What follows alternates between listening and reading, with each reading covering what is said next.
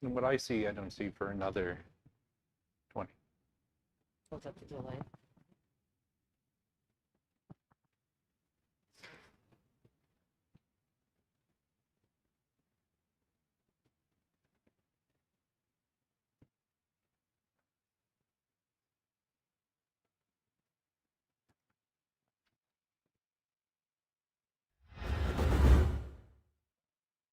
Hello everyone, and welcome to another live YouTube presentation from smoothon. My name is John, and I'm here today to talk to you about our materials for life casting. And more specifically, I will be talking about our alginate material from our line of alginates called Accu-Cast. Now today, joining me is my teammates Phil and Heather. Our moderator for today is Jason. Hello.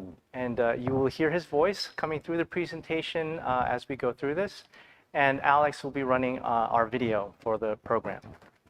Now, throughout this presentation, I will be discussing materials and applications specific to life casting. So if you have any questions regarding anything that we're going to be talking about today, please feel free to ask a question via our chat, or drop an email in the description below, and we'll do our best to answer your questions.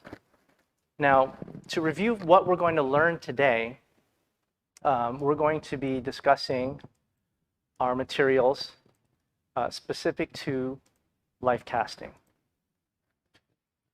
So this is what we're going to be looking at for our presentation today.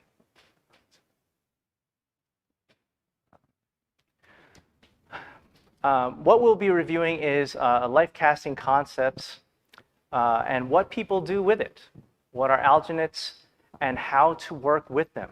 We'll also be reviewing an overview of our Accu-Cast alginates from our line of alginates from Accu-Cast. And we'll also be discussing the importance of water and how that pertains to alginate material.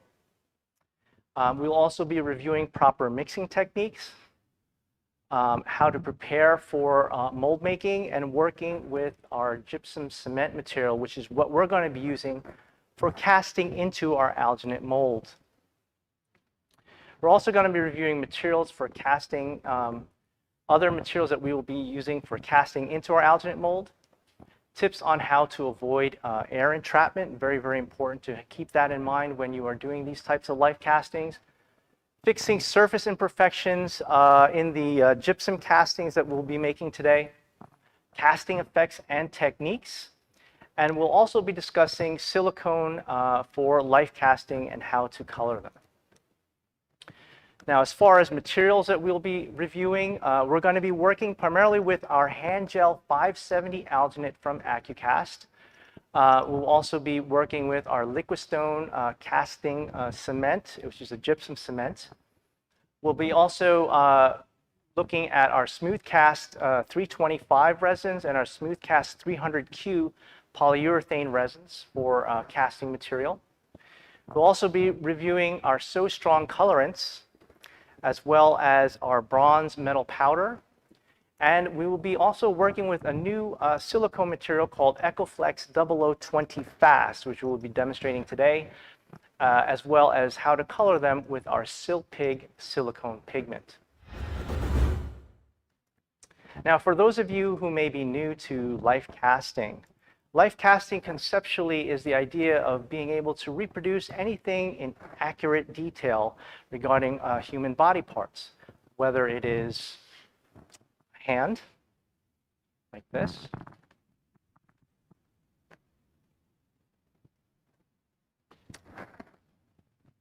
or reproducing a foot, like this, or reproducing a face.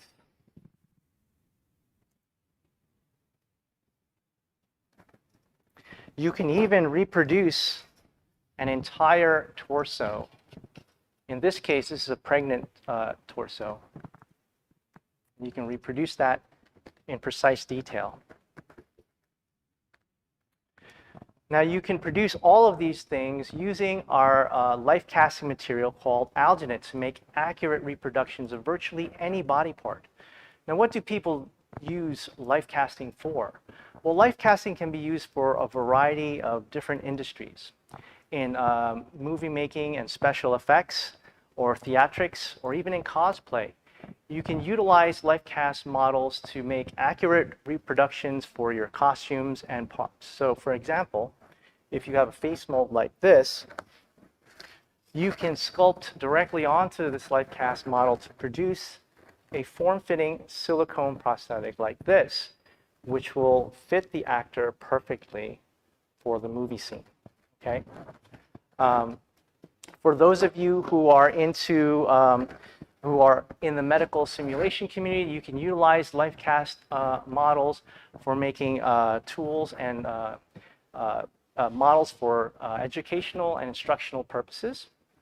And for those of you who are looking to make very interesting sculptural pieces for art or remembrances, you can make some fantastic pieces utilizing these types of LifeCast models.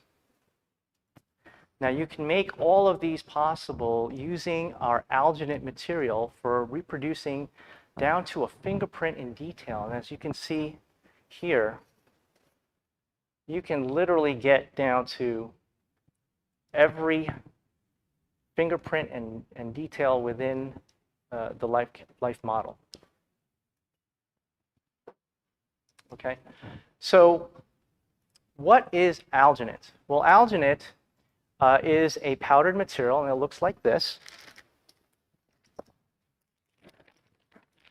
Now, alginate material can vary in color, but essentially it is a powdered material that you mix with water at a specific temperature to create a temporary mold-making material that will reproduce any body part in accurate detail.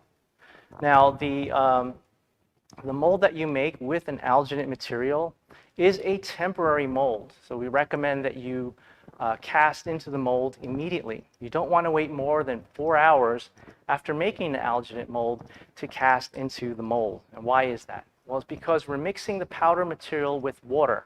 So once that water starts to evaporate out of the system, the alginate mold will begin to shrink and deteriorate. So it's always a good idea to cast into an alginate mold right away.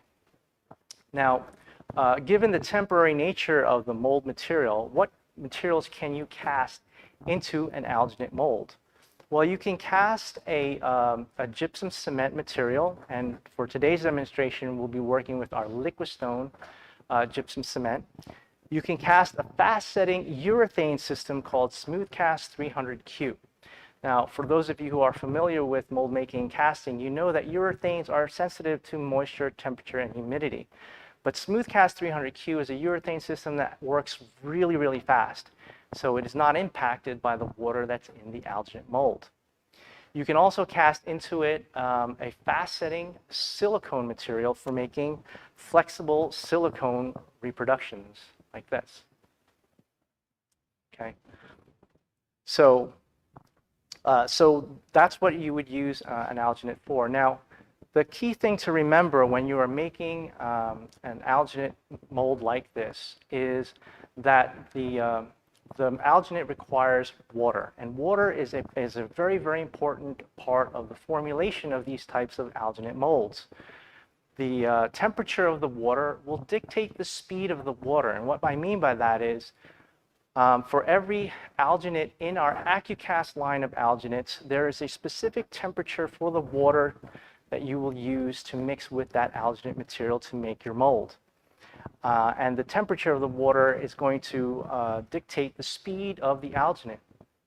So in today's example, we'll be working with Hand Gel 570, which is an alginate material that cures in 5 minutes when you mix it with water at 70 degrees. Now, what happens when you work with water that's the temperature is higher than the recommended temperature for the alginate you are working with? Well, you can expect that that material is going to set up a lot faster, meaning that your pot life or working time for that material is going to be much shorter. It also means that the cure time or set time for that alginate is going to be much faster than you expect. Now, conversely, if you use water at a lower temperature than the temperature recommended for the alginate you are working with, you can expect that everything will start to slow down, meaning that your working time and pot life for that material is going to be much slower, and your cure time is also going to be much slower. So what does that mean for you as a user? Well, if you're going to be making a mold of your hand, for instance, like what we'll be doing today, and you're going to insert your hand into a container and leave it perfectly still until that alginate cures. So if you're working with water temperature that's much colder than the recommended water for the alginate you are working with, your hand is going to be in that container for much longer than you want it to be. So it's always a good idea to use the recommended water temperature for the alginate you are working with, and to check the temperature of your water before you begin. Now, the other aspect of water that's important to keep in mind when you're making these types of molds is the quality of the water and how that impacts the quality of your casting. If you have water that has high mineral content, you can expect that the alginate that you make with such water is something that we call hard water. Hard water will create a very lumpy consistency in your alginate, which can affect the quality of your casting. If you do have hard water, you may also be using a water softener. Now, the water softener has the effect of actually prolonging the pot life and working time for the material that you're working with. So if you are working in under those conditions and the water that you're using is coming through a water softening system, you can compensate for the effects of the water softener by increasing the temperature of the water that you are working with. Now, conversely, keeping in mind that if you are going to be working with a hard water type of material for your alginate, we recommend that you use bottled water or distilled water whenever possible. Okay, so with all of that being said, I'd like to get into our first demonstration today. And what we're going to do is we're going to demonstrate how to make a casting of a group of hands in a large mold bucket using our Accu-Cast family hand kit. So we're going to set up for that demonstration right now.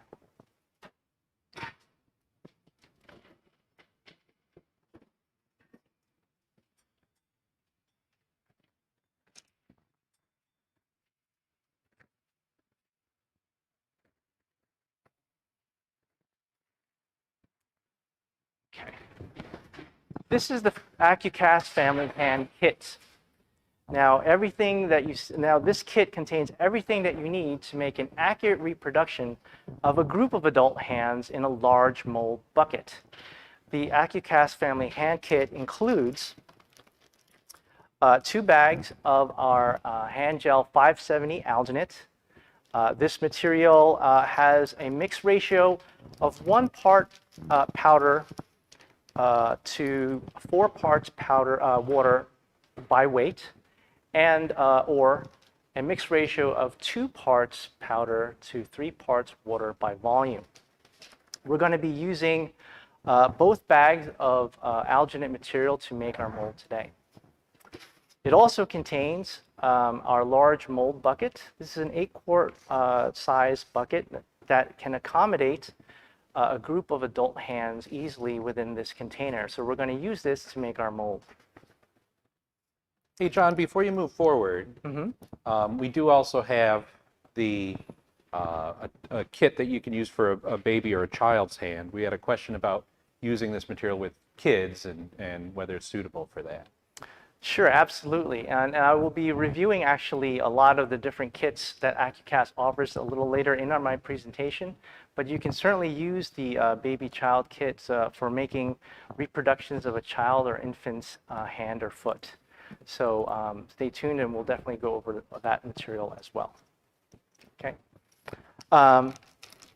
Now, the kit also includes our bag of Liquistone casting cement. This is a heavier powder material. This is approximately a 3.5-pound bag of Liquistone. And it includes 2 of these bags, and we'll be mixing both of these for making our casting today. Liquistone has a mix ratio of 2:1 by volume. The kit also includes a small bag of Liquistone. And what we're going to use this small bag of Liquistone is to repair any imperfections in our casting. As you know, with mold making casting, you may not get 100% perfect casting every time. So you can utilize this small bag of liquid stone to repair any imperfections in the casting that you make. And I'll be demonstrating that for you a little later. The kit will also have a small little container for mixing the liquid stone to make those repairs. And it also contains a thermometer for measuring the water temperature for the alginate before you begin. So it's very important to measure the water temperature before you make your mold. The kit also includes a small pack of gray clay. Now, what do we use this gray clay for? This gray clay is included in the kit in the instance where you may be working with a model with very long fingernails. As you can see here in this example, the fingernails that are very long in a hand model is going to be something that when it's produced in the liquid stone will be a very brittle or potentially thin part of your sculpture. So what we recommend is to apply some of this gray clay underneath the fingernail to strengthen that part of the sculpture so that it doesn't break off when you remove it from the alginate material.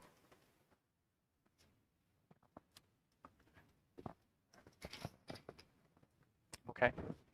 So now what else are you going to require when working with this kit to make your mold? Well, you're also going to need, obviously water at 70 degrees. You will also need a mixing bucket, some petroleum jelly, and I'll explain why that's going to be used for this process.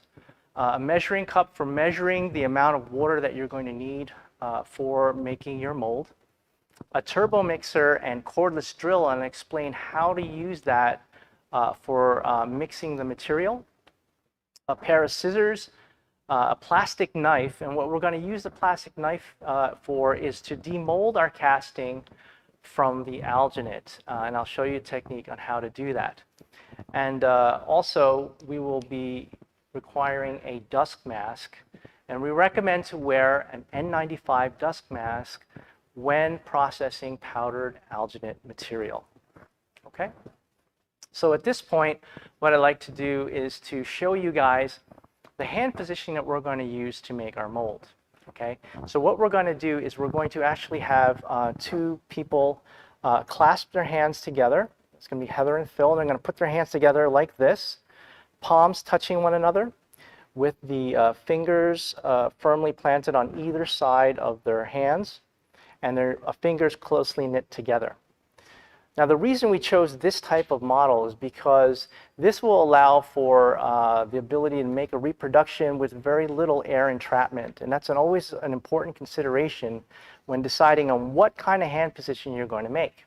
And what I mean by this is, if their fingers were out like this, okay, note that this area here, where it's perpendicular to the floor, this is an area where air can become entrapped in your mold, meaning that there may be an air bubble that forms here, preventing the cast material from occupying that space in your mold.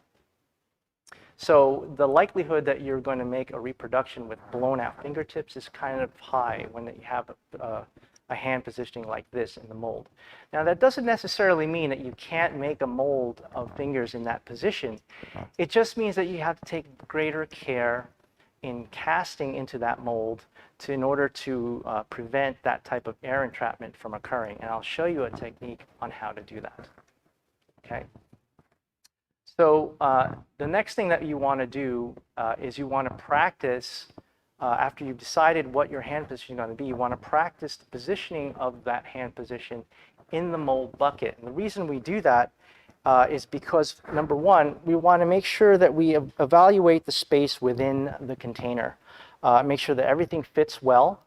And secondly, we want to also practice not touching the bottom or the sides of the container. And this is very, very important. The reason is that if you touch the side or the bottom of the container when you make your mold, you're going to create a hole in your alginate, which will not be ideal. So what you want to do is position the hand model directly within the center of the mold bucket. So that way you can capture all of the detail of your model 360 degrees around your hand model when you make your mold.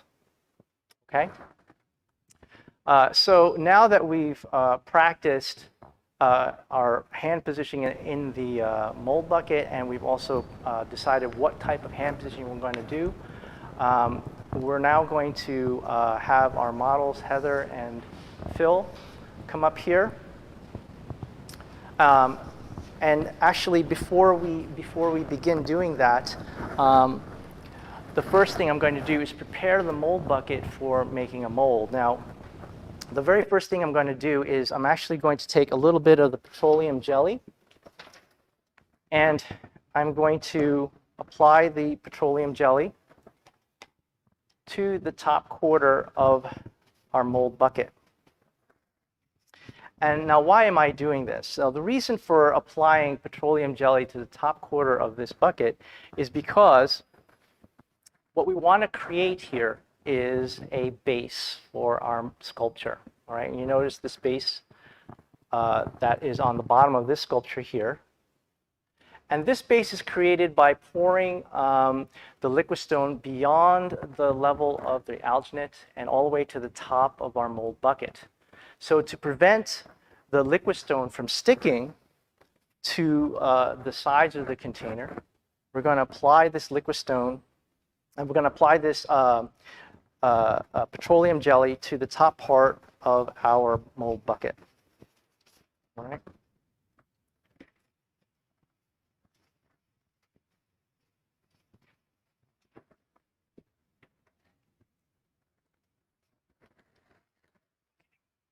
So as you can see here, the petroleum jelly is now applied to the top quarter of our bucket. And our bucket now is ready for mixing material and pouring it into the mold bucket to make our mold.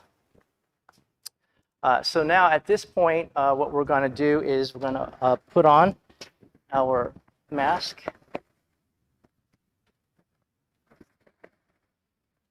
All right, you want to make sure it's nice and snug. And we're going to get ready to mix our alginate material to make our mold. So for this, I'm going to require about 6 quarts of water.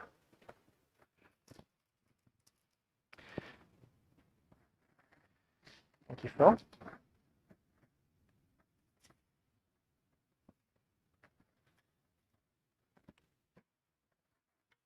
And I'm going to pour this amount of water into our mixing bucket.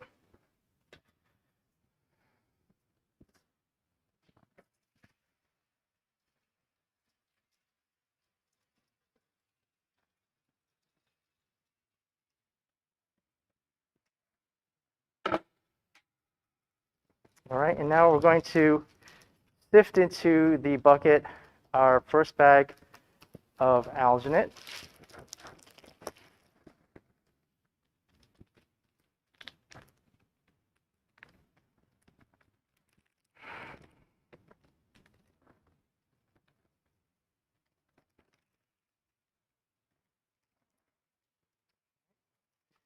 Now we're going to mix our second bag of alginate material into our water.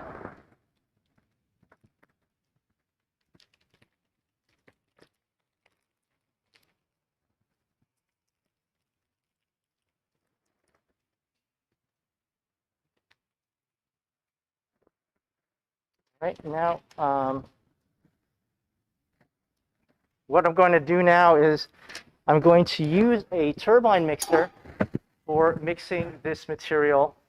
Now the turbine mixer, you notice, has a teeth here at the end of the tool for mixing material, and we're going to attach that to a variable speed cordless drill.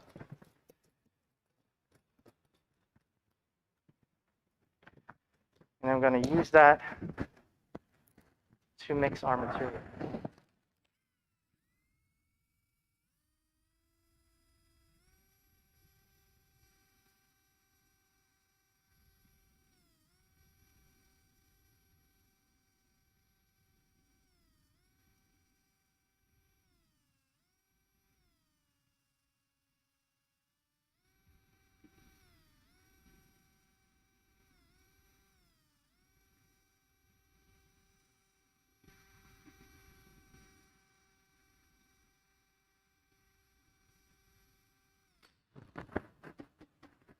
Okay. And now what I'm going to do is to take a clean mixing stick, and I'm going to mix the material thoroughly, just to make sure we get a good mix of the material, scraping the sides and the bottom of the container as we do it.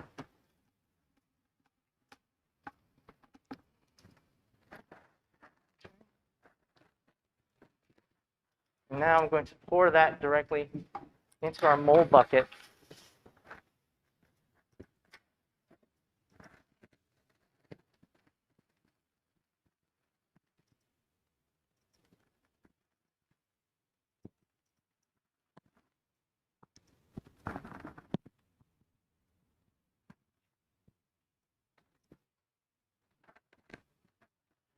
Okay. All right, so now our material is now mixed and in the mold bucket, and I'm going to ask Phil and Heather to come on up. And now before you apply your hand model into the alginate material, it's important that they wet their hands thoroughly before applying the hand into the mold material. Now, why do we do this? Well, this will allow for the surface tension to be relieved off the skin, and that will help to reduce air entrapment in our casting. So Phil and Heather are going to demonstrate the hand positioning. All right, they're going to put it into the alginate material. Now they're going to take it out of the alginate and put it right back in. Now, why do we do this? Well, the reason we do this is because for the same reason we wet our hands to relieve the surface tension on our skin, we're going to do that to relieve the surface tension on the alginate material itself. So at this point, my hand models must remain perfectly still for about 5 minutes while the alginate cures, because we mixed it with water at 70 degrees.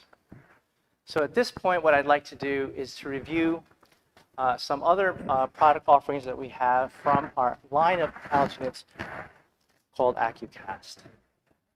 Now, the first alginate that we have here is our Face Gel 590 alginate material. Now, this material has an extra thickener in the formulation for that alginate. It is a alginate material that will cure in roughly 5 minutes when mixed with water at 90 degrees. So it's an ideal material to use to make a face mold. Our 370 SD, the SD stands for socket duplication. And this material is great to use for those of you in prosthetics and orthotics. You can utilize this material to assist in the fitment of artificial limbs. This material will set in about 3 minutes when mixed with water at 70 degrees. Our Baby Gel 380 formulation is a unique color-changing formulation. And what it does is it changes from a white powder that when you mix it with water becomes pink, and then it turns to white. And as soon as it turns to white, that material will cure in about 30 seconds. So this is a good material to use for making a mold of your child's hand or foot, or a baby's hand or foot. This material will cure in about 3 minutes when mixed with water at 80 degrees. Our Bucket Gel 390 is an alginate formulation that works a little bit more, a little uniquely in that you pour the alginate and then you press an object into the alginate to make an impression. This material cures in about 3 minutes when mixed with water at 90 degrees. Our Genesis 5 is a thick alginate formulation. This material is not meant to be poured, but can be used for doing layup molds, and is ideal for making molds of the head or the torso. Genesis 5 has a cure time of about 5 minutes when mixed with water at 70 degrees.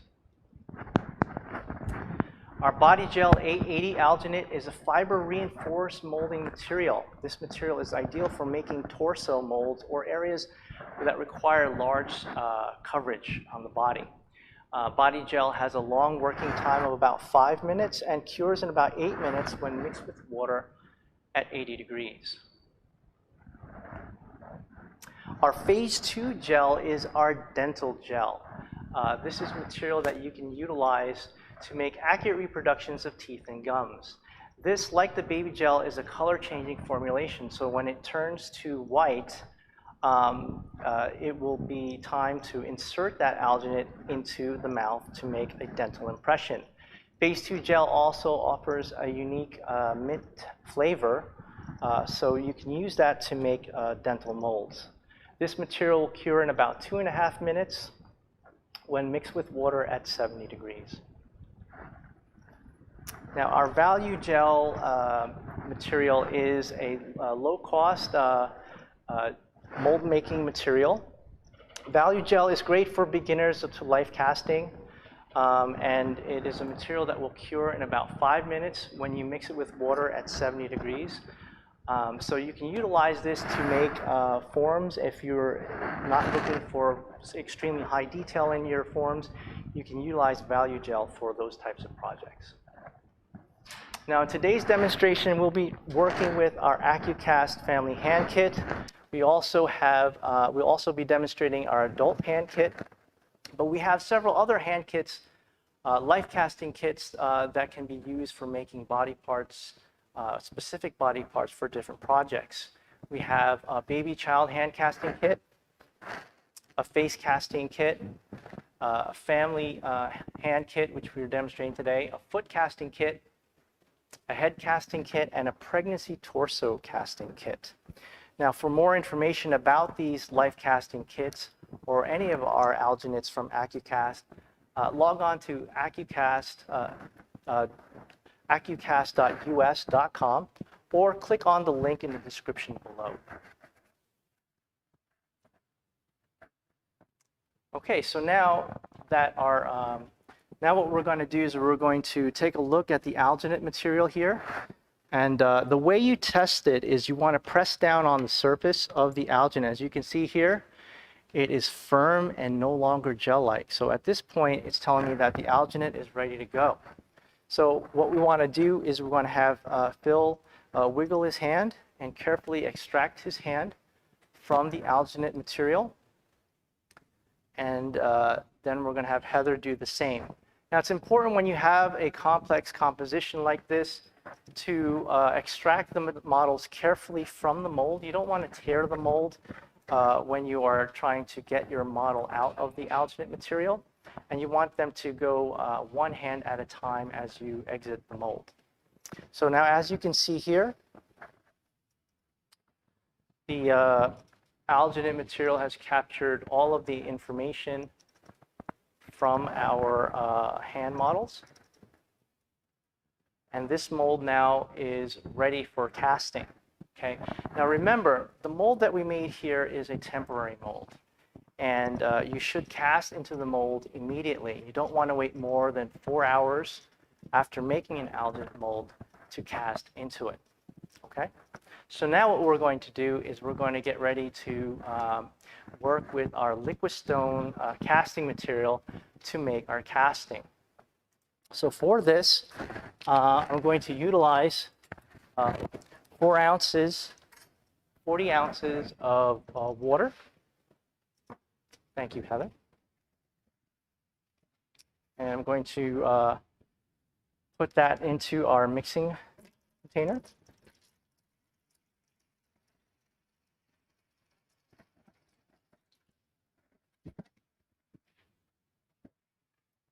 All right.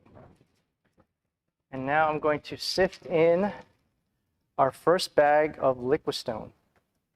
As you're getting ready to sift that in, we did have a question about clearance on the sides of the mold. What would be like a recommended minimum for a wall thickness for an alginate mold like you have there? Well, you know, with respect to the wall clearance, you want to make a minimum of, you know, at least 3/8 of an inch or more within the side walls of your alginate, so that your mold will be strong enough to cast into. And of course, you want to utilize a container if you're doing these types of pour molds where you're going to be inserting a limb or other body part into the alginate material. Okay. So now what we're going to do is we're going to sift in our liquid stone material into the water.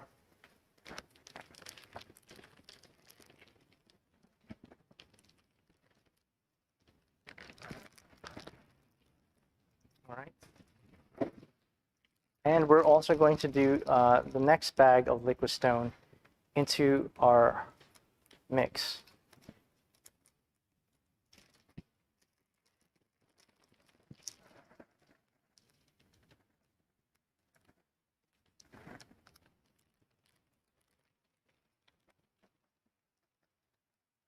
All right. Now, it's important that when you apply liquid stone into water, that you allow for the liquid stone to saturate in the water for about 2 to 3 minutes.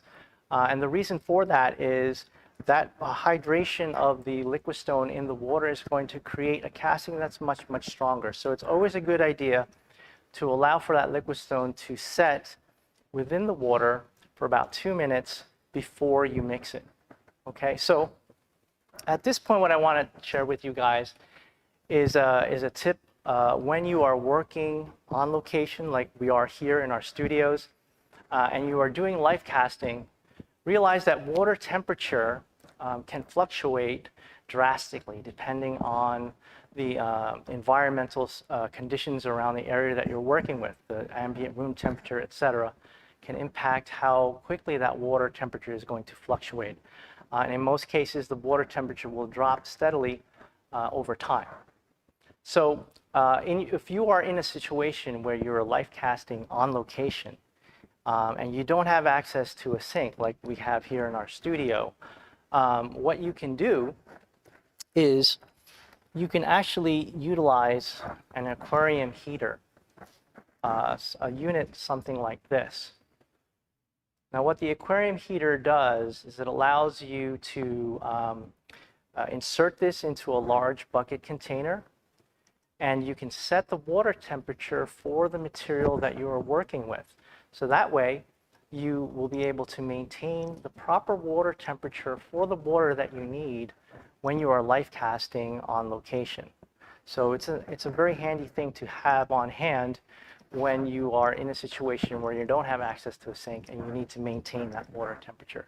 So use one of these types of heaters. Now, you can find these at your local pet store or aquarium specialty shop, and you can utilize that to maintain your water temperature, as we are doing offset here off camera here in our studio. We have a large bucket of water that we have these heaters set inside, and that helps to maintain the temperature that I need. And in this case, we want to maintain the temperature at 70 degrees as we're working with hand gel 570.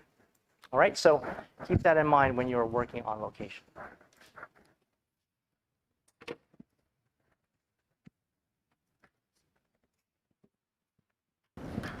Okay. So now that we allowed time for our liquid stone to set in the water, I'm going to now drill mix that using our turbine mixer and cordless drill.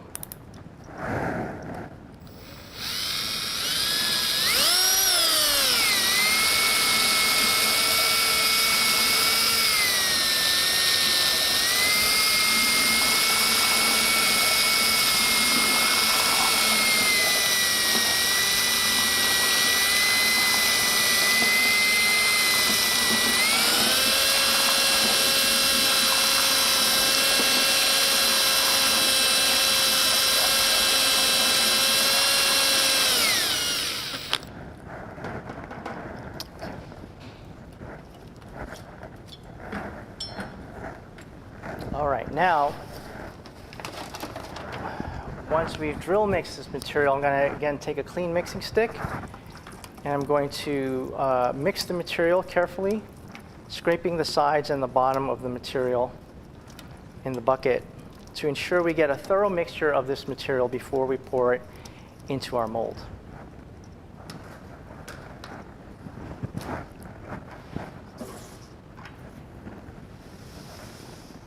Okay, So now at this point, our liquid stone is mixed and we're getting ready to pour that directly into our mold bucket to make our mold. And the technique that I want to show you guys on how to do this is a technique we call slush casting. Slush casting conceptually is to pour a small amount of material initially into the mold.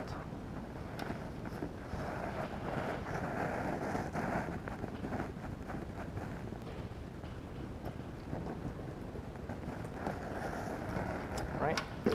Now what I'm going to do is I'm going to pick up the mold and physically rotate this around. Okay, and on all axes, X, Y, and Z. Now the reason I'm doing this is to allow for that liquid to travel through all of the nooks and crannies of my mold and allow for the air inside the mold cavity to come on out. So the liquid material will actually help to remove the air within the mold cavity.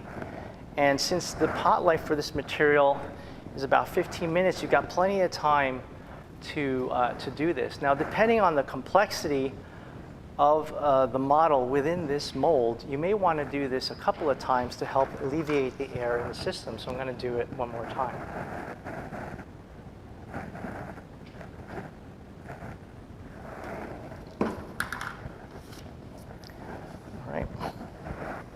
And once again, we're just going to rotate this around on all axes. Take your time when you do this, because it's important, especially when you're casting liquid stone. Take your time, and that will help to improve the quality of your castings when you're done. So now what I'm going to do is I'm going to pour the rest of this into the mold cavity to finish the pour.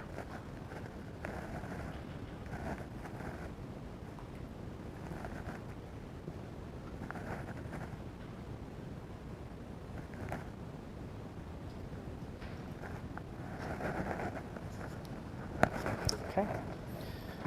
Now at this point, what you want to do is you want to gently tap the side of the container to settle the liquid stone within the mold. And this will help to settle the material inside the mold, as well as to help any air that's trying to make its way up and out of the liquid to come on out. Now you don't have to apply a lot of pressure when you do this. Just a gentle tapping is all you need. And that will allow for that material to settle nicely within the mold. Now at this point, you want to let the casting set for about 3 hours before you can demold it from the bucket. All right, so what I'm going to do now is I'm going to show you a casting that I did earlier this morning.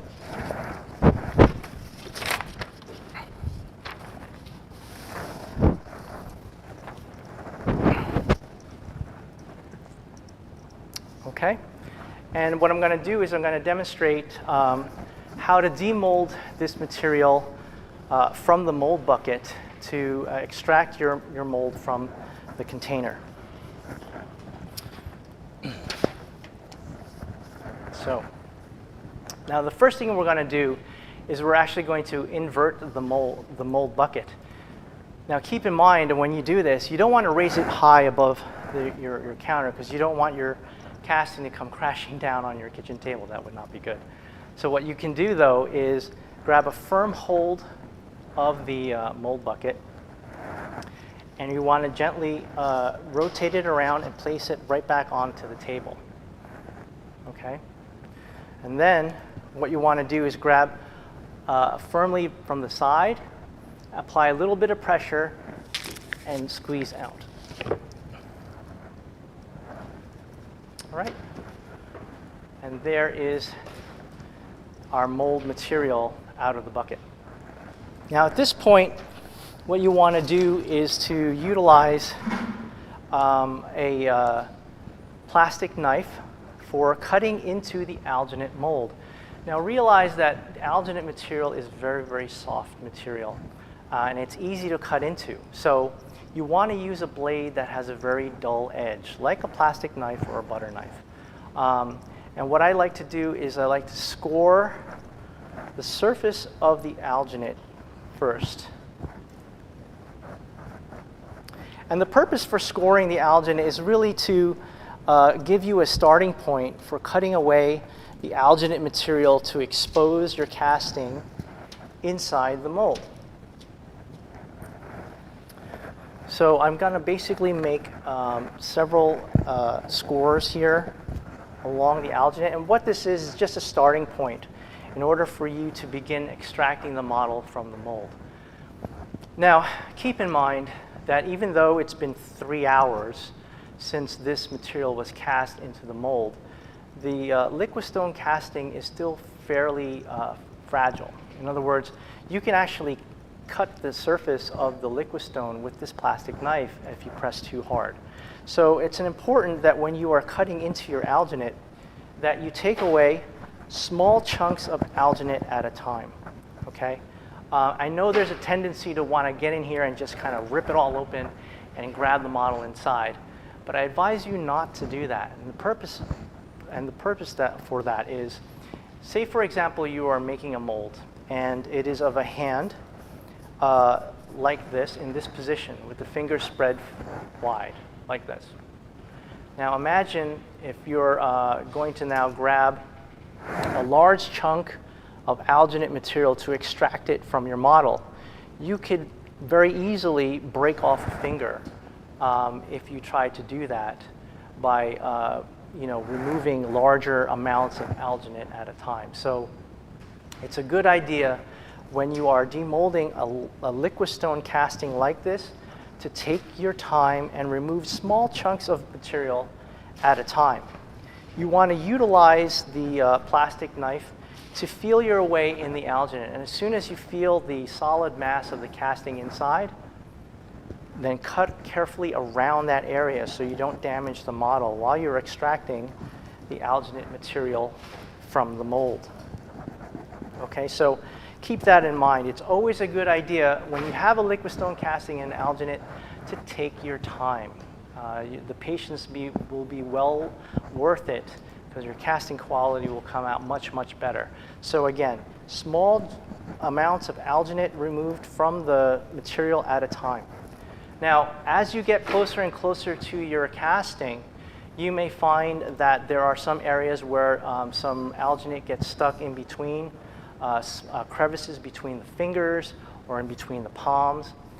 In situations like that, you can utilize some compressed air to blow out the alginate material in that area. You can also use a Q-tip or a toothpick to gently remove the alginate from the cast material. So always a good rule of thumb when you're casting using liquistone to take your time. It'll be well worth the wait. Okay? So now what I would like to do is to show you what happens after you've removed this from the alginate.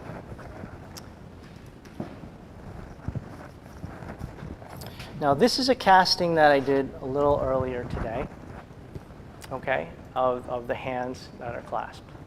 And what you want to do when you have this casting in hand is you want to inspect the casting for any surface defects or imperfections within the cast itself. All right, and as you can see here, there's a little bit, there's a surface imperfection right here that's created by an air bubble. So how do you fix something like that in your casting? Well, this is where you can utilize the small packet of liquistone to repair the imperfections in your casting. So what I'm going to do now is I'm going to demonstrate the repair technique utilizing this material. So what I'm going to do now is I'm going to dispense a small amount of this liquistone powder into the container.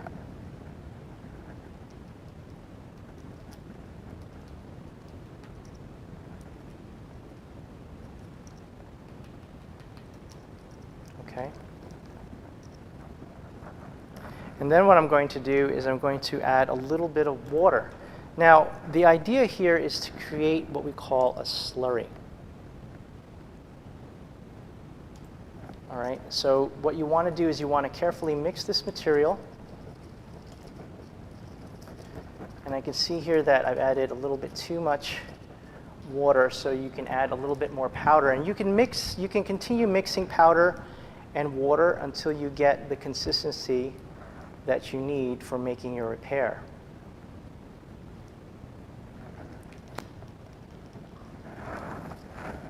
Right? And the consistency you want to shoot for is something where you have a little bit of thickness in the material. I'm going to add a little bit more water.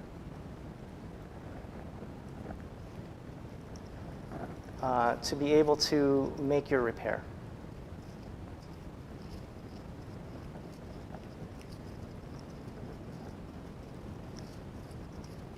All right. Now the consistency you want to shoot for is something that has a little bit more thickness to it.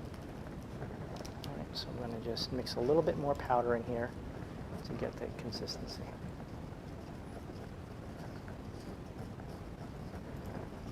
All right.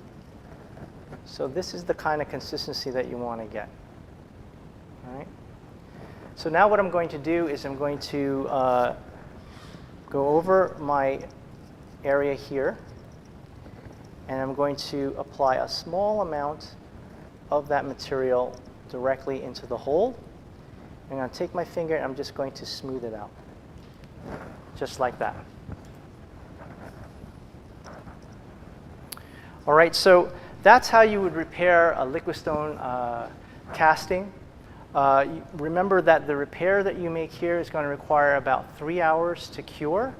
And once that's done, if you need to do any additional sanding, you can use a very fine grit sandpaper to gently sand the surface smooth. For those of you who are looking to paint your castings after repairing them, we recommend that you allow for that Liquistone to cure for about 3 days before you prime and paint. That way the material is perfectly hard and dry and receptive to priming and painting. Okay, so that's how you make an accurate reproduction of a group of hands using our Accu-Cast family hand kit. And so for our next demonstration, we're going to be demonstrating how to utilize life casting with a prop. So we're going to set up for that right now. All right. Thank you.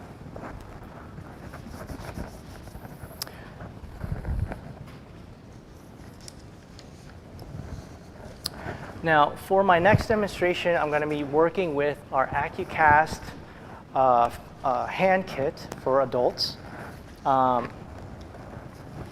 This kit, just like the family adult kit, has everything that you need to make an accurate reproduction of an adult hand within a mold bucket.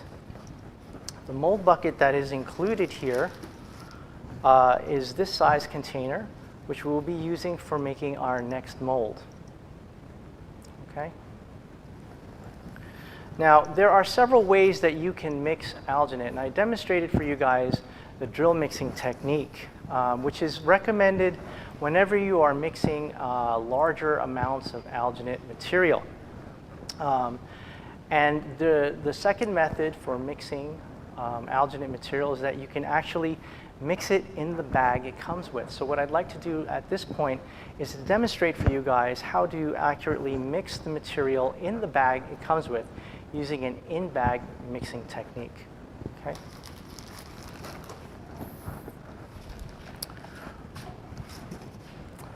Now for this, we're going to be utilizing approximately 96 ounces of water. Thank you, Phil.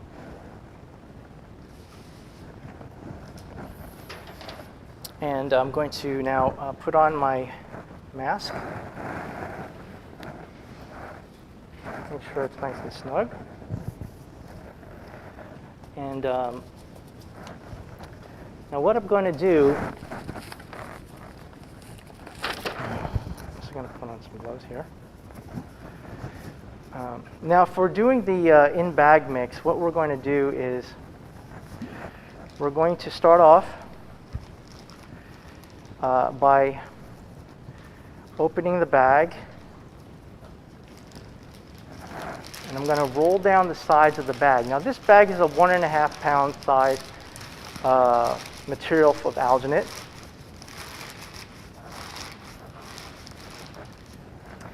and I'm going to pour the water directly into the bag.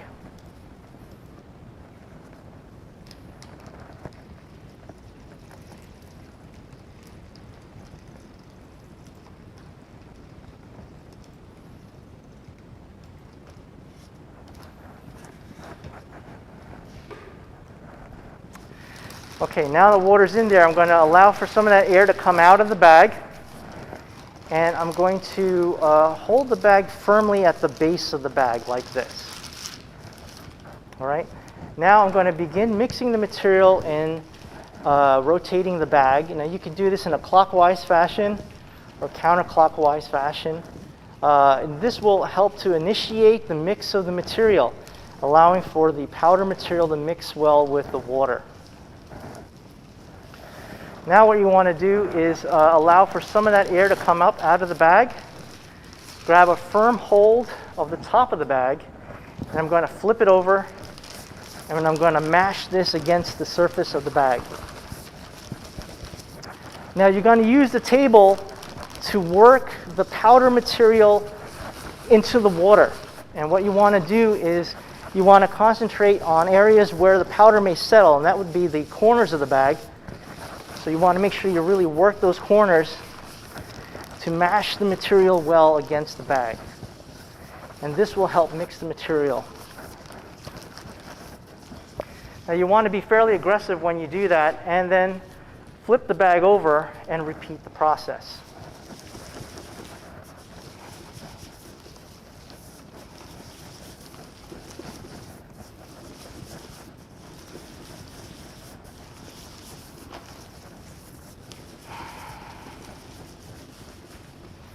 Okay. Now at this point, I'm going to allow some of that air to come out of the bag, and I'm going to bounce the bag. Now why am I doing this? Well, this will allow to help minimize any air bubbles in my mixture. Okay. Now what I'm going to do is I'm going to apply this into our mold bucket. Now one thing I want to point out here is in this container, I've applied a little bit of the petroleum jelly throughout the interior of this container. Now this is an optional step, and you don't necessarily have to do it, but you may find that that may help in terms of demolding the material. So now I'm going to dispense the material into the bag.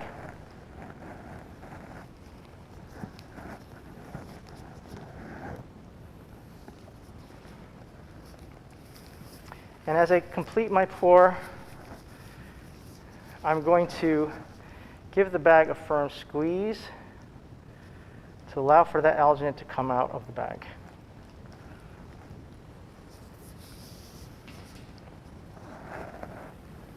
Now for this casting, what we're going to do is we're actually going to use a prop with our Lifecasting. What we're going to do is we're going to actually make a hand cast holding a baseball. Right, so at this point, I'm going to have Phil come here, and he's going to dunk his hand into the water, including the ball. All right, and then he's going to insert it into the alginate material. Okay, and then he's going to lift it out of the alginate and put it right back in. Okay. So again, at this point, we're going to allow for the alginate to cure for about 5 minutes because we mix it with water at 70 degrees. Now, one of the things that I want to point out to you guys with respect to, thank you, Phil. One of the things I want to point out to you guys with respect to Lifecasting, as you've noticed for this demonstration, the alginate mold that you make, you may have to break it down to get the casting that you want out of the mold. And there are certain limitations with regards to what kind of materials you can cast into that mold to make a Lifecast model. Now, what I want to talk to you guys about now is the possibilities with those Lifecast models. What else can you do with the Lifecast model that you make? Now, in this part of the presentation, I'm going to be casting into the mold that we just made a fast-setting urethane system called SmoothCast 300Q. And what I want to talk to you guys about is what are the possibilities beyond the initial casting that you make with this mold making material. All right, so to illustrate that, I have here a casting made with Smoothcast 300Q, which is a fast-setting urethane system that works really well with an alginate material. Okay, and it's a bright white resin material, and it's a casting made of my hand. Okay. Now, what you can do with that is you can actually, if you consider making a new mold of that model, it will open up a lot of different possibilities with respect to what you can achieve with your Lifecast model. So, what I did is I created a mold of this Lifecast model. This mold here is a mold that features a support shell made out of freeform air, a very lightweight epoxy putty system. This support shell is in 3 parts.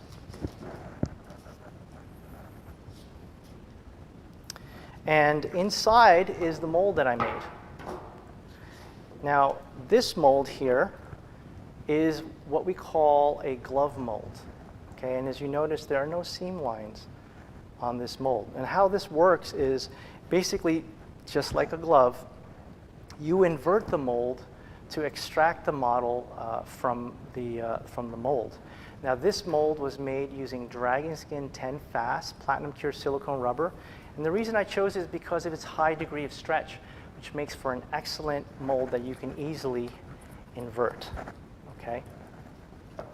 So, once you have a new mold made, now you have a lot of different casting options that you can utilize to make some very fantastic Lifecast recreations. So what I did was I worked with a resin system called Smoothcast 325. Now, Smoothcast 325 is a polyurethane resin system. It has a 1:1 by volume mix ratio. It cures to a translucent amber material, which means it's very, very easy to color. So the first effect that I want to show you is I utilized our So Strong color tint system. Now, what I did was I added just a few drops of this into the resin material to produce a Lifecasting model like this. Now, this, as you can see, is a translucent Lifecast model. And this was made just by adding just a few drops of So Strong color tint.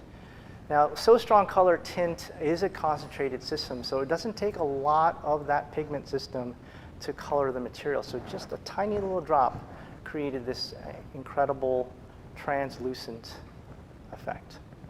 All right. Now another effect that I did using the exact same resin system, I created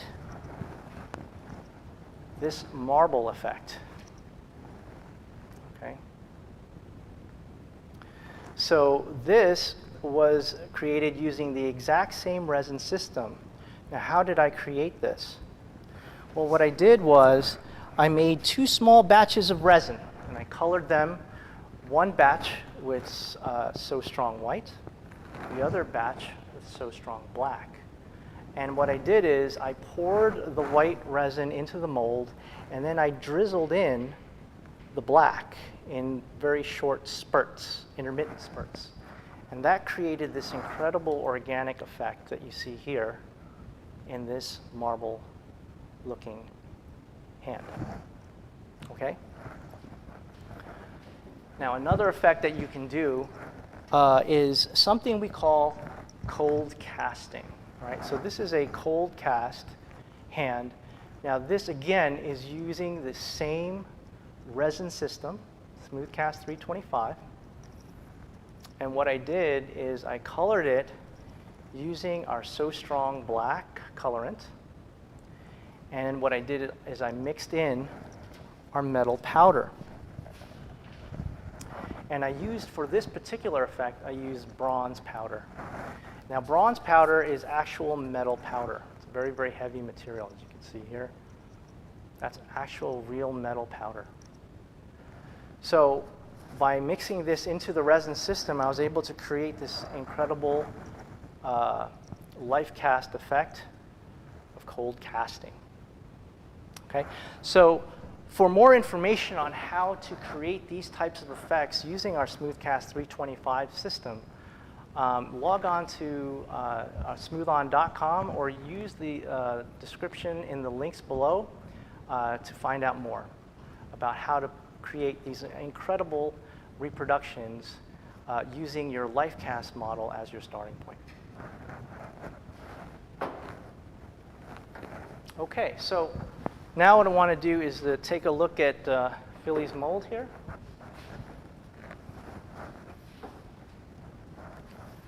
Okay, so again, it's nice and firm. And now Phil's going to wiggle out his hand from the mold. There you go. And again, you want to take your time when you do this. And then what I'm going to do is I'm just going to extract the ball from the mold. Okay? All right, so now what I'm going to do is I'm going to cast into this alginate mold our SmoothCast 300Q resin system to make a resin reproduction. Okay.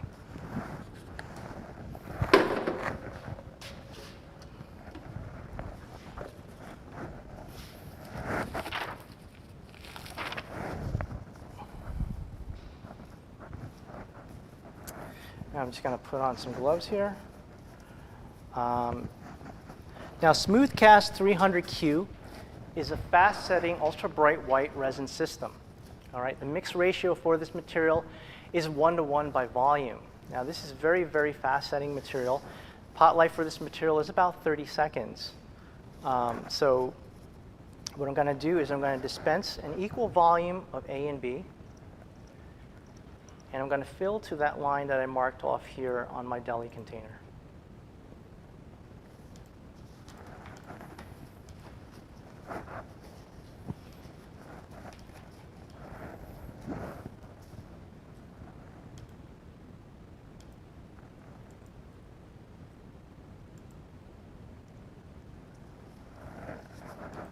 Okay. And now what I'm going to do is I'm going to mix this material into a clean mixing container.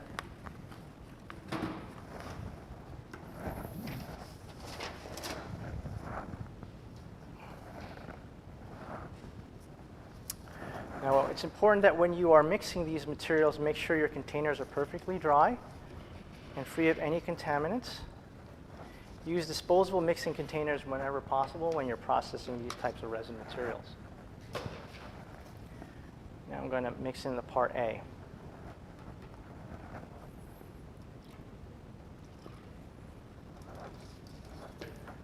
Now, when you mix this material, make sure to scrape the sides and the bottom of the container, as we always recommend for mixing material thoroughly. And since the pot life is about 30 seconds, you want to mix this fairly quickly.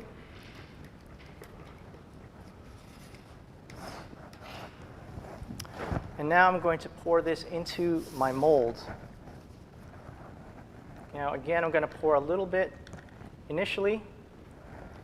I'm going to pick up the mold and I'm going to quickly rotate it around.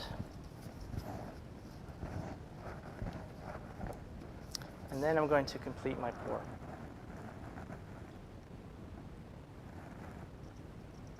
Now you'll notice when I complete this pour, you're going to see a lot of bubbles at the end of the pour here. And what you can do is you can utilize a release agent like Ease Release 200 and just sort of spritz the top of the resin material to remove the thing. And I have a little bit of algin here. I'm just going to take that right out. Now what I want you guys to do is take a look at the center here. Now you'll notice that the material is kicking off pretty quickly. Urethane systems are mass sensitive, so the greater the mass concentration, the faster it's going to kick. With SmoothCast 300Q, you notice that it turned white pretty quickly. And and it's now pretty hard. Now the thing to keep in mind here is even though that the resin material has hardened up, you'll notice that it turned white from the center outward. And that's how most urethane systems work, from the center of the mass outward. And that means that the area that's going to be immediately surrounded by the alginate material is going to set up a little bit later after that initial mass kicks off. So what you want to do for a casting like this, and even though it's cured pretty quick, is you want to let it sit in the alginate mode for about 30 minutes, just to allow for that resin material to set really well within the alginate mold before you demold the material. Now, how do you take this out of the bucket when you're done? Well, what I'm going to do now is to demonstrate how to remove this alginate material from the bucket.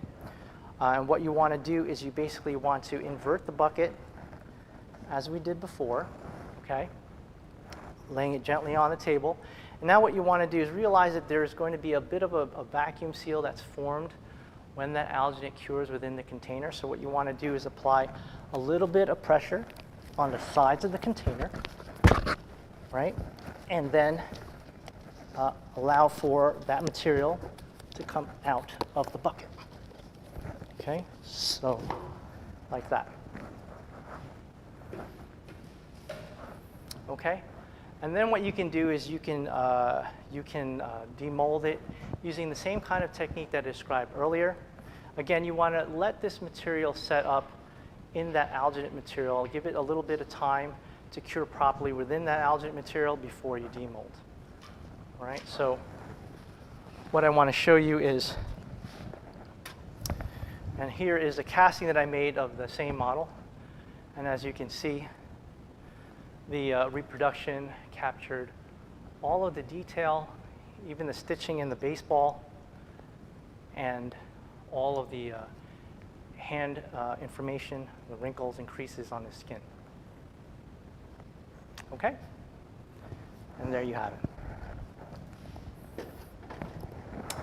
All right, so now for my next demonstration, what I want to do is to show you guys how to make a flexible silicone reproduction of a hand model using our alginate material. So we're going to set up for that right now.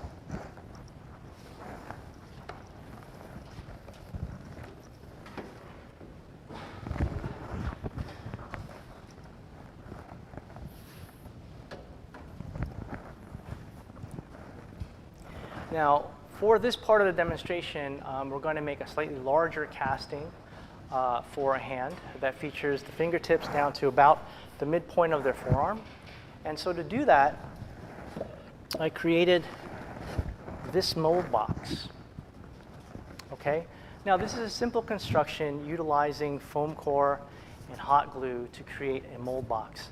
And this mold box features a clear sheet of acrylic on the front. Your mold box doesn't necessarily have to have this type of feature in it.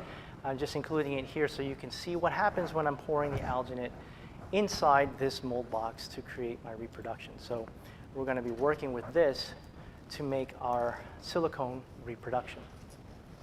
Now for this, I'm going to be mixing up about 5 pounds of alginate material with about 10 quarts of water.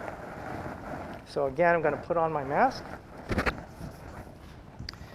and I'm going to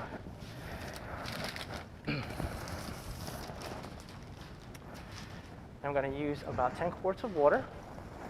Thank you, Heather.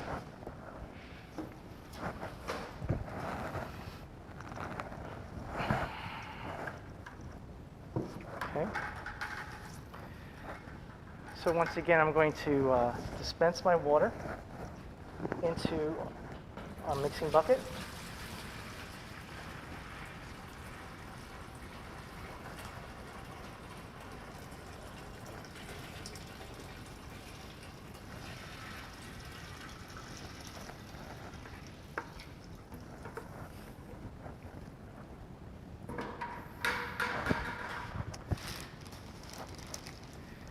And now I'm going to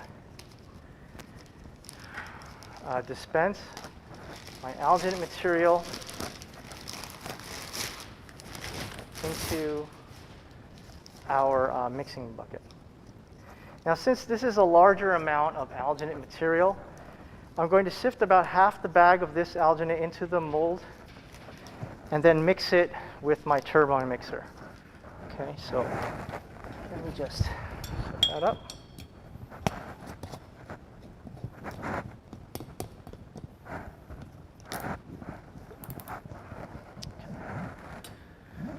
All right, so I'm going to sift that into the water.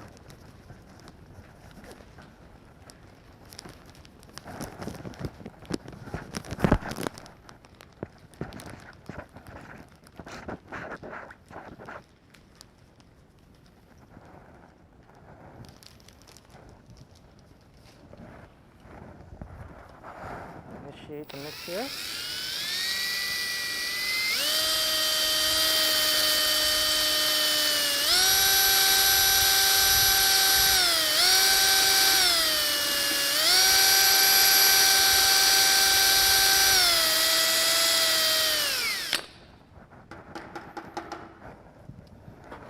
All right, and I'm going to sift the rest of the alginate into the mold.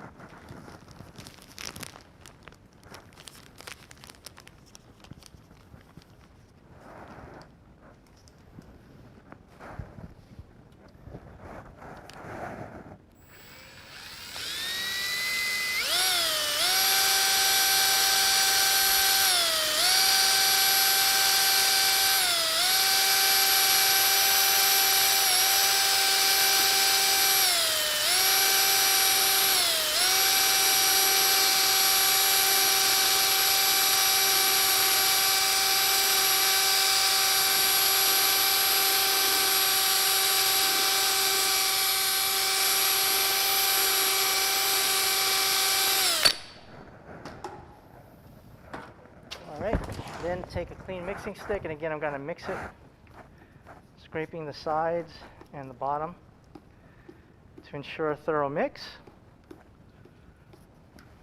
I'm going to get ready to pour that into my mold.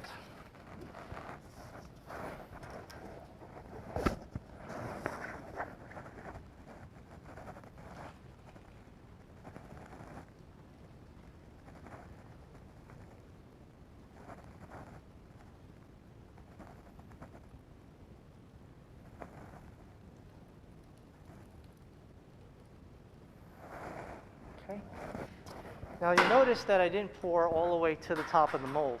And the reason for that is we want to account for the displacement volume when the hand gets inserted into the mold. So at this point, I'm going to have Heather come up, and she's going to place her hand into the mold. Wet her hands first.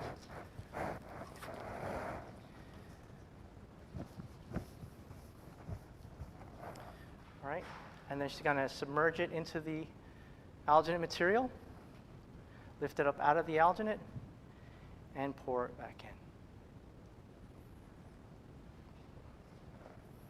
Okay? So at this point, I'm going to have that alginate material set for about 5 minutes because we mix it with water at 70 degrees. And at this point, I'm going to have Phil and Heather move the mold assembly out of the way. Thank you, guys. So now what I want to show you is I did a pour of this mold a little earlier today. All right, and so this is the mold that we're going to be pouring into. Same idea, and we're going to use this mold for casting our silicone piece. Now, for the silicone that we're going to be using today, we're going to be featuring a brand new silicone material. It's a platinum cure silicone rubber called Accu-Flex 0020 Fast.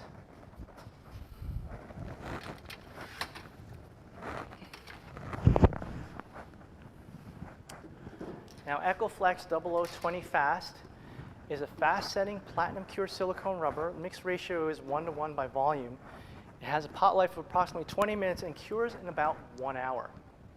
Now, the thing to keep in mind when you are considering making a silicone reproduction with alginate molds is first you need to understand that most silicone rubbers are fairly thick material.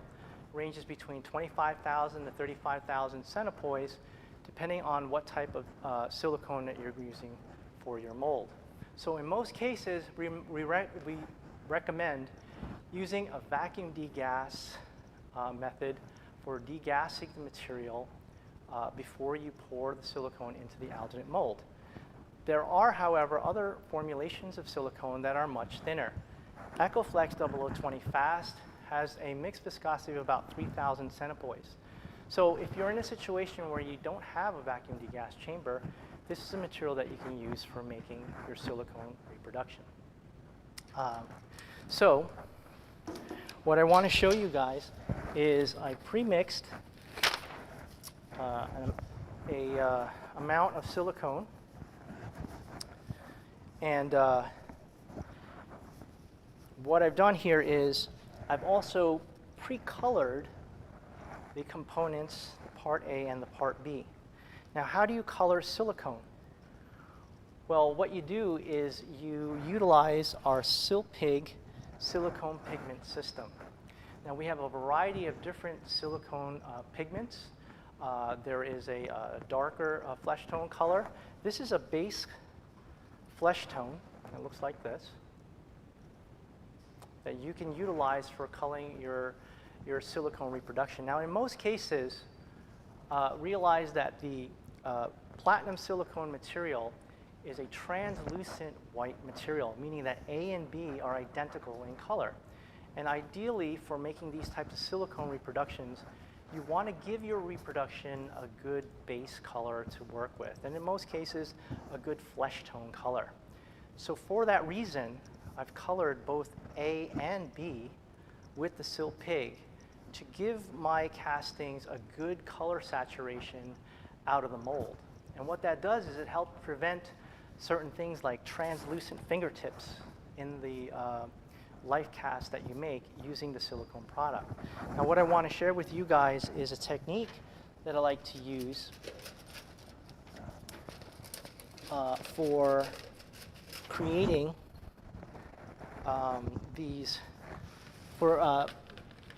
gauging the color saturation for this material. Heather, can you get me a Sharpie? It's right there.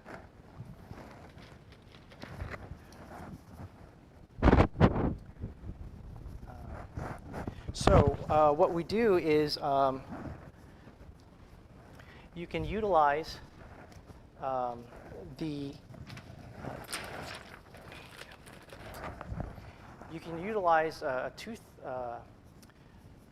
popsicle stick like this, and what you do is you place a small dot of ink at the end of the popsicle stick. Okay? Something like that. And what I'm going to do is I'm going to dip that into my silicone, part A and part B, and what you should see is that that dot fades away. Okay, so it tells me now that our saturation here is good for the silicone material that I'm going to be working with. So that's a good way to gauge the color saturation of your components, part A and B, before you combine them to make your silicone reproduction. So now what I'm going to do is I'm going to mix this material into a clean mixing bucket.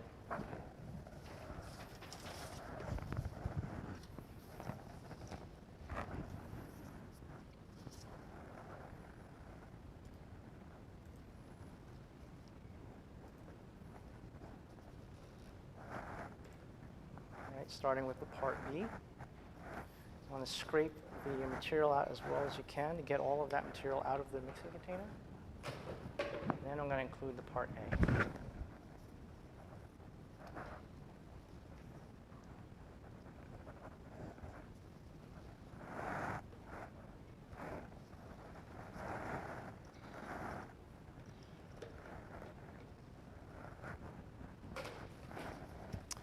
All right, now I'm going to stir the material, scraping the sides and the bottom of the container as I go.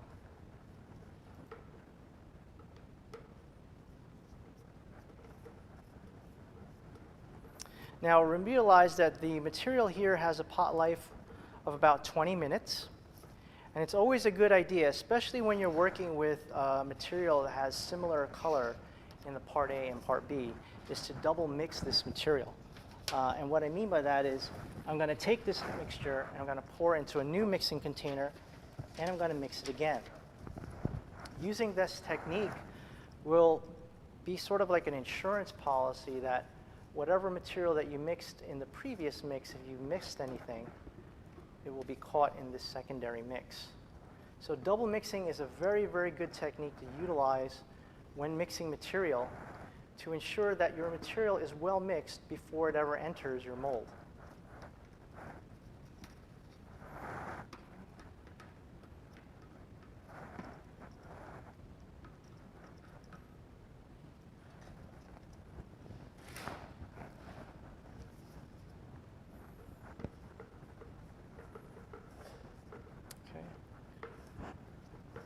Again, scrape the sides and the bottom of the container as you go.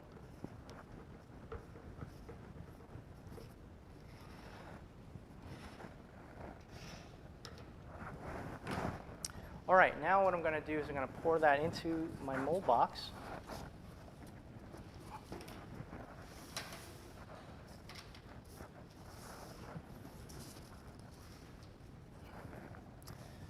And as before, I'm going to pour a little bit of this material inside the mold.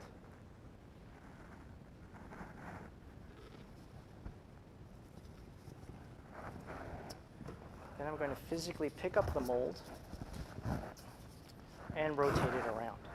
Okay, remember you've got about 15 minutes to work with this material, so take your time and allow for the liquid to travel through all the way down to the fingertips of the model to extract the air out of the mold. And then I'm going to continue my pour.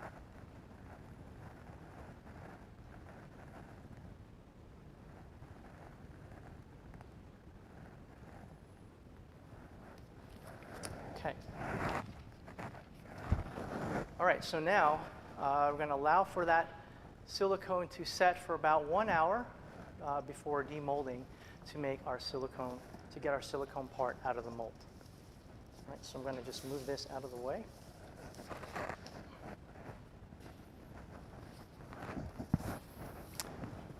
Now I want to show you a mold that I poured a little bit earlier.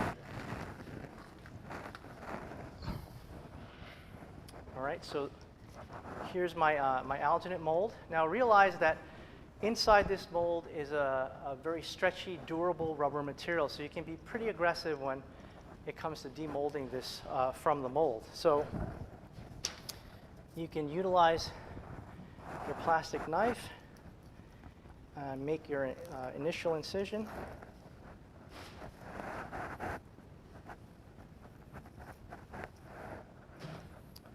And what I like to do is just kind of work one corner of it, just enough so that I can access the rubber inside.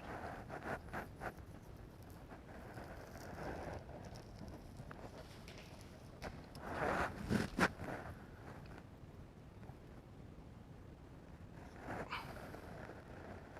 And here is your casting. All right, so as you can see here, the material captured all of the information from our original model. Very, very stretchy, flexible material. Can be easily stretched. And Heather, if you want to just come up here so we can show you. All right. So as you can see here, you can capture in very accurate detail the original. Okay. Now, for most people, this is a starting point, meaning that the silicone casting that you make here is a great base appearance for life casting needs. And in most cases, some people will be able to utilize this for whatever specific application they want to utilize it for. But you can also, since this is a platinum cure silicone, you can apply our Psycho Paint and Novox silicone paint thinner to the model to make some hyper-realistic effects on this type of life cast model. And you can even you can achieve something like this, where you've actually punched in hair as well onto the silicone surface. Okay, so this is the kind of thing that can be used for movies and special effects and that kind of a thing. But you can literally make hyper-realistic looking pieces made of this type of life casting material. Okay? All right, so to go over what we've learned today, we've covered life casting, what it is as a concept and what people do with it, what are alginates and how to work with them. We've also did an overview of Accu-Cast alginates and discussed the importance of water and how it pertains to alginate and alginate quality. We also discussed proper mixing techniques and how to prepare for mold making, as well as working with gypsum cement. We also went over different materials for casting into alginate molds and tips on how to avoid air entrapment. We also demonstrated how to fix imperfections in the gypsum castings that you make with these life casting processes. And we also talked about casting effects and techniques. And we've also shared with you how to cast silicone and coloring silicone for life casting. We also went over a variety of different materials. Today we featured our hand gel 570 alginate material for life casting. We talked about our liquid stone gypsum cement, our Smoothcast 300Q urethane system, as well as our Smoothcast 325 resin system. We discussed So Strong colorants and bronze powder in that cold casting example I showed you. And we also introduced a new silicone material called EcoFlex 0020 Fast and how to color that material with Sil Pig. Okay, so I hope that you all found this presentation to be educational. I hope you learned a lot. On behalf of my team here at Smoothon, I want to thank you all for tuning in. Don't forget that our next event will feature our teammate Heather as we discuss making some fantastic effects with our Cast Magic line of metallic powders, which will be on March 17th. We'll also be announcing further events on our social media networks, in our email newsletter, and on our YouTube channel. So don't forget to subscribe and sign up and follow us. So again, on behalf of all of us here at Smoothon, thank you so much for watching, and we'll see you soon.